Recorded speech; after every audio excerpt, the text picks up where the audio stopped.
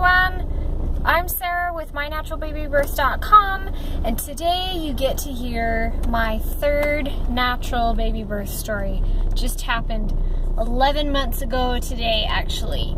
If you haven't seen or watched the stories of my first two births, go back ahead and watch those, because I think you'll kind of understand where I'm coming from if you know what I've already been through. Anyway, and it's just kind of exciting to hear how somebody's births are different every time, and how they progress and how far along someone's come. Anyway, go ahead and watch those if you want. But my third birth was amazing. I was pregnant with him through the summer again, but it wasn't so bad this time, I think, because after you are pregnant and give birth once, it just, for me, it just seems to get easier each time. And I was pregnant through the summer, but I wasn't out in the heat as much as I was with my first pregnancy. Fortunately, I get to park in a covered building now, underground, so my car wasn't ever really hot. I live in a house with better, brand new AC. So it didn't bother me as much, the heat. And I didn't have any trouble swelling up or anything like that. I didn't really have any aches and pains because I worked out. Oh my gosh. I haven't been as devoted to exercise and strengthening myself since I ran cross country and did marching band in high school, like 10, 15 years ago. So I think that was huge for me. And I did a little bit of everything. I would concentrate on my core, squatting, leg strength, keeping my back strong, cardio, so that I wasn't out of breath as much. My eyes watering, guys. Oh, bright sunlight. And I felt so good. I felt really great. And I was due in September. I was due on September 2nd. My first baby was born at the end of September. My second one was born in February. And my third one was due September 2nd. And they're all 18 months apart. And I really wanted this baby to be born in August, because I thought, oh, this is great. With how their birthdays lie, they'll all be 1 year apart in school. Wouldn't that be great? Then they'd all be in high school together. They'd all be in middle school together. And for some reason, I really wanted that. And for that to work, I would have to have my third baby, he'd have to be born in August, so that the way the school years fall, he would be a year behind his next older brother. And so I did everything and more that I did the first few times around, consistent with exercise, consistent with keeping good protein levels up, I was doing perineal massage to help with tearing, because I've had troubles with that in the past. I wasn't really doing crazy things to try and get myself to go into labor, but this time around, a week before my due date, I started having false labor, and I'd never had false labor before. I started having false labor, and I'm like, oh, okay, I'm going into labor, no problem. I called my mother, because she was coming down to watch the boys. She drove, and she's an hour away. She drove all the way down. It was one Sunday morning. I felt him at 4 in the morning again, like I had the first few times. I'm like, oh, okay, I'm in labor. But as soon as I got up out of bed to walk down to the door to let my mom in, my contractions stopped. And I thought, oh man, she came all this way. And I was walking around the neighborhood with my husband and the dog, and they went away.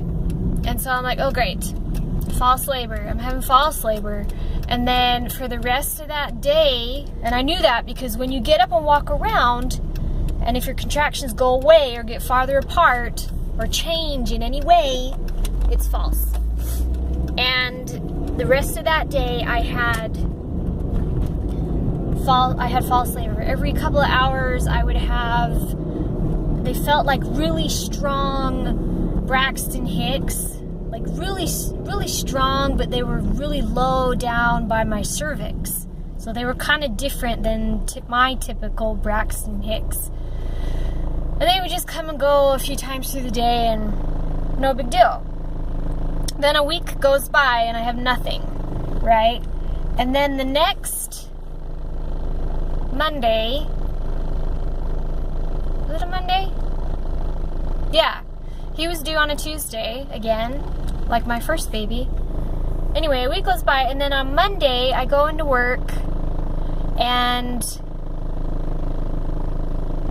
I'm trying to remember now, guys. I'm getting this mixed up with my second baby.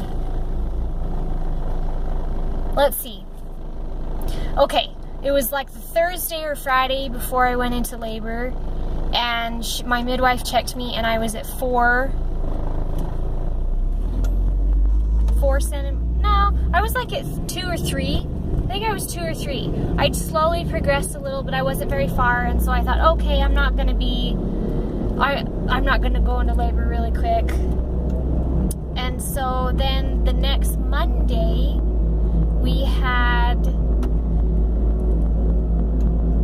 I didn't have any contractions whatsoever, you know. It just kind of surprised me. I started going into labor at like 8 o'clock at night. I was working on my computer, typing you guys a post, and I started having contractions, and I thought, nah, it's 8 o'clock at night. I go into labor in the early morning. These aren't real. They're probably false. So I waited like an hour, and they hadn't gone away. So I got up and I moved around. They didn't go away. I started timing them. They were about 5 minutes apart. So I'm like, okay. I called my mom so she could come down again, and she's like, are you sure this time? And I'm like, yes, I'm sure. So I took a shower. I told my husband. I packed my bag. Actually, I had my bag packed beforehand. Lucky me. But it didn't matter anyway. I packed up my laptop and stuff, electronics, because I'd been using them. Anyway, so I was all ready. There's actually an old video you can go back and look at. I'm in this white t-shirt. It's one of the very first videos I made, and I'm in labor with this baby that I'm talking about, my third one. So you can go ahead and watch that and see how huffy and puffy I was, talking about what to do during labor. And after that, we were waiting for my mom to get there, and so everything was ready to go. The kids were in bed because it was like 9:30 now, yeah. And this is a day before my due date, the night before. And finally I was downstairs in the kitchen walking around. The only spot in the house where there's like a circle to walk around is around my kitchen, around the island, and then I would go into the living room around the coffee table, making like a figure 8, and it was dark. I kept it dark because the darkness increases your melatonin, which is linked to all the other hormones that help contractions. And I was just walking around, and they were getting closer together. I was like 2 minutes apart. I'm like, okay, my mom should be here soon. And then I started to transition. And I knew it. I didn't need to be checked or nothing. I knew it because the contraction was big and intense. It wasn't super long, but it was big, and so much so that it was kind of like an orgasm, kind of. If you've ever had an orgasmic birth experience, you know that it's very similar to that same feeling because it's the same area, and instead of spasming, it's a constant contraction. But oh my gosh, it was very sudden and big and intense. And so I yelled up the stairs. I said, Trevin, that's my husband, we need to go, because I transition really fast. I always have. so far. And so I said, we need to go. And so he ran over to the neighbor's house, and my neighbor, he came over to stay at the house for a few minutes until my mom got there. I texted her, I said, we're leaving, my neighbor's here, and she's like, I just pulled off the freeway, I'll be there in 2 minutes, but we still missed her, but that's okay. And I was like walking up and down the driveway waiting for my husband to get back from the neighbors, and I'm like moaning, and I'm like trying to like hold it back because my neighbors could probably hear me, I don't know, but and then we got in the car, and as soon as we left and started going down the street, my water broke. And it's the first time I'd ever felt my water break naturally, like this just big exploding water balloon under your gut, and just this huge gush of water, like I'd peed all over everything. And I said, oh, my water just broke. And by now it's like, what was it? 10:30 at night, 10:45, something like that. And it only takes us like 10-15 minutes to get to the hospital. And so lucky enough, there was no traffic, and I went to a smaller suburb hospital, not the big one in the city. And so because of that, we hit every single green light all the way there, which was lucky. But my husband was speeding. He was speeding, but we hit every single green light. We didn't get pulled over. And if that hadn't happened, I would have given birth in the car. I'll tell you that now. As soon as my water broke, I'd fully transitioned, and I started feeling everything bear down already.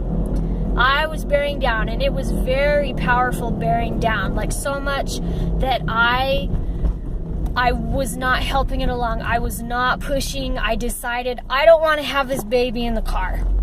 I told myself for months that, oh, if I have the baby in the car, I'll be okay because I can prepare for that. But in the moment, I was like, no, I don't want to have the baby in the car. And so I was just totally relaxing. I didn't want to fight it, because that makes it worse. But I wasn't helping it either. I wasn't pushing. I was, as much as possible, I was totally relaxing, and my uterus just took over so strong that I almost like fell over in my seat because it was just so strong, and I was trying to just relax so much that I almost fell over. Kind of like when you almost fall asleep. I don't know how else to explain it. Anyway, we pulled into the ER. He jumped out and got me a wheelchair. And normally I would have said, no, I'm going to walk because it helps it along. But I knew I was super close. And I didn't feel any crowning yet, but I knew I was super close. So I got in the chair, and he pushed me in. He ran out to park the car. And I told the nurse behind the counter, I said, I'm in labor. I'm bearing down right now. This is my doctor, my third baby. I said, I'm only a couple minutes away. And so then a nurse came down really quick, and we had to go up to the second or third floor. And she said, don't push. I'm like, I'm trying. I said, but I am close. I'm telling you. She's like, just don't push. We don't want to have this baby in the elevator. She's like, I don't have anything with me to have the baby in the elevator. I'm like, okay. It's I wasn't freaking out or anything, but it was just funny. And so then we get to the room, and it was kind of funny because as soon as I got to the room, I was still dressed and everything, and I was just my hands were on the bed, and I was just kind of leaning over the bed, just kind of waiting. My body kind of paused. It was really interesting because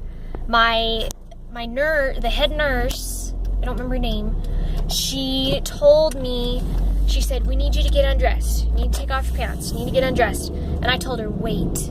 I said, wait.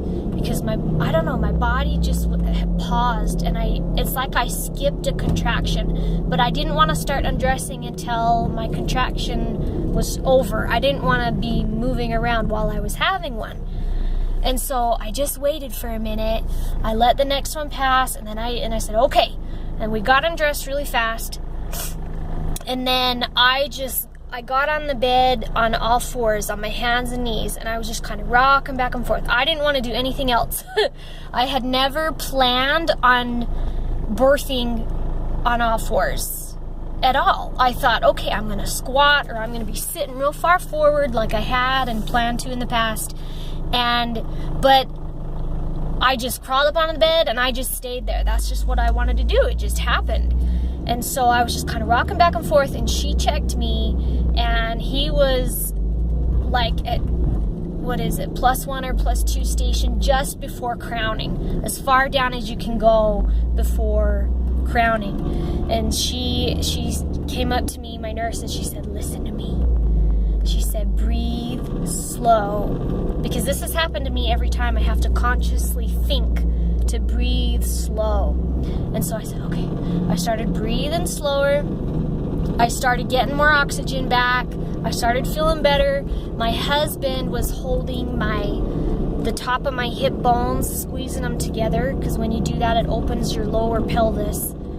And so he was holding my hips together, squeezing. And then I pushed once, and he crowned, and his head came out. And then I thought, oh, okay, I'm good, he's out.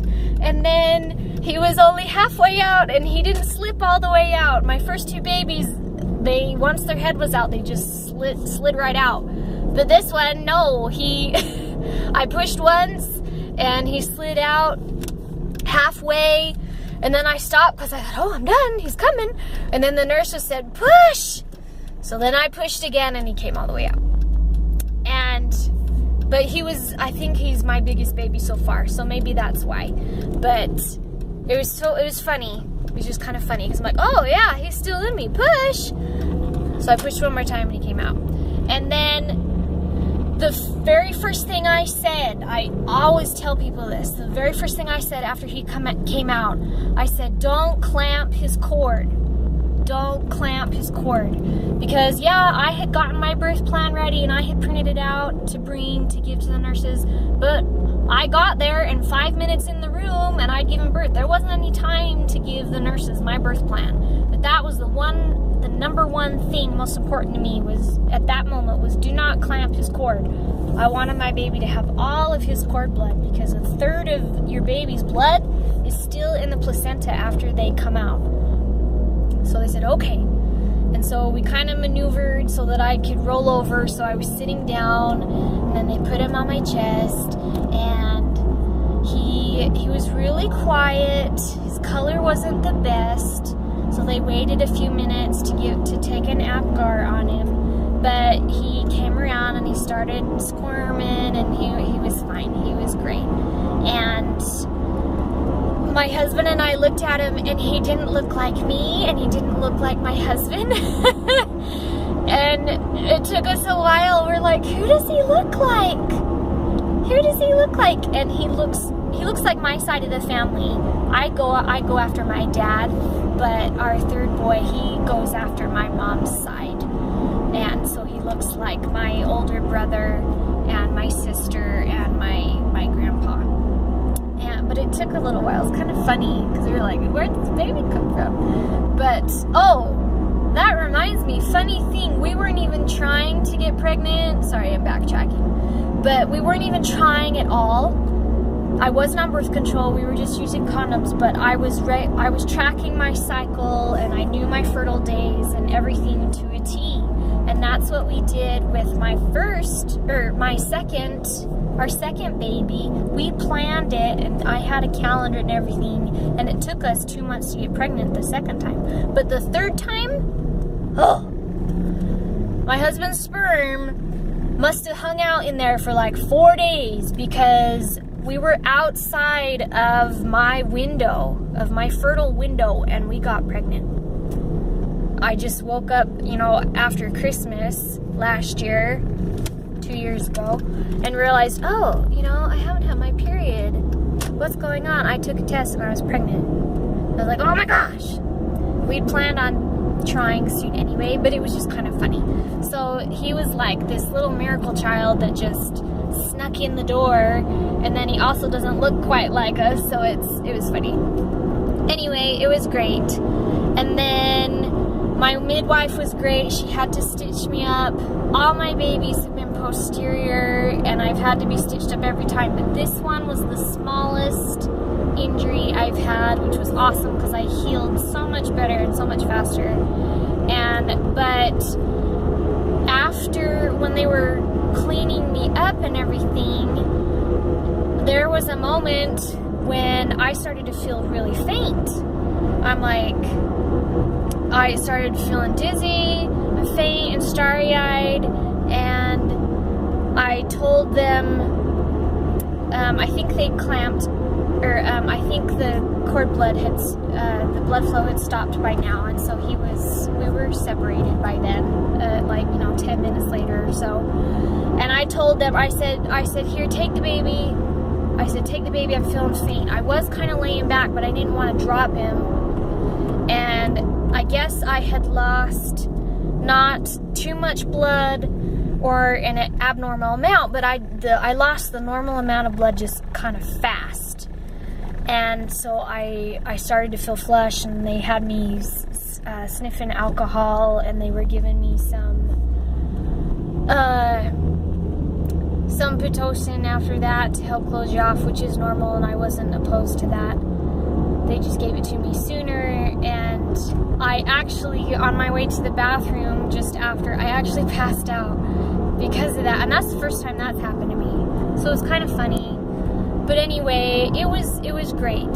My third birth was the shortest. It was only 2.5 hours. I only pushed twice, maybe 3 times, and he came fast, and it felt amazing. It felt amazing. I was strong. I felt good. I didn't walk after this one because I was kind of faint, but that's okay. I walked after the second one. You'll have to watch that one to remember. But it just goes to show you will get better at this each time, and you can do it each time. And every birth is different each time. So, do you know someone that needs to hear a story like this to be uplifted and gain some confidence in going into their birth? Share this story with them. Share this post or this video. Like it. If you have any questions about this, leave them in the comments. Ask me questions. I would be happy to answer them. I read every single comment I ever get, and I respond. So did you like this video? Give me a thumbs up or share it. And always remember that you can do hard things. Even have your baby birthed naturally. Okay? You guys have a great day. I will talk to you later. Bye-bye.